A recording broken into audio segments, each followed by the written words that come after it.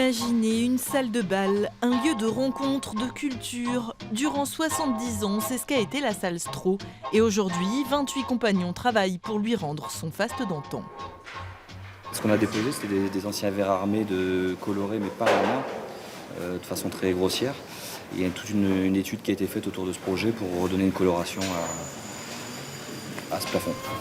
Une coupole extraordinaire et des peintures qui retrouvent leur couleur sous les mains expertes des restauratrices. On réintègre donc ces lacunes pour récupérer le dessin et les coloris et le plaisir de la composition. Parce que toutes ces petites taches, là, ça casse les formes. Et les peintres ont eu plusieurs surprises durant la restauration. Ces ferronneries, par exemple, étaient de couleur bleue au départ.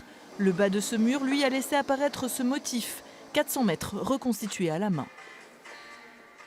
On vient taper pour faire une dépose du pigment à travers les petits trous du poncif. Et quand on sera amené à l'enlever, on aura du coup en négatif tout le dessin et le motif. À l'origine, en 1624, le lieu est une chapelle, transformée à la Révolution en écurie, puis cour de récréation, bibliothèque et finalement salle de musique. Bombardé en 1914, il ne restera que les murs, la base d'un projet d'architecture novateur. L'idée, ça va être de créer à l'intérieur un décor plus foisonnant, en couleurs, en matériaux, pour créer une salle de spectacle assez unique.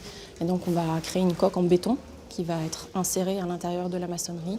Et on va décliner tout ce décor en ferronnerie, en verre, en céramique, sur le principe de l'art déco, avec des couleurs très vives et beaucoup de matériaux. Un trésor d'architecture des années 20 qui pourra à nouveau être admiré par le public dès cet automne.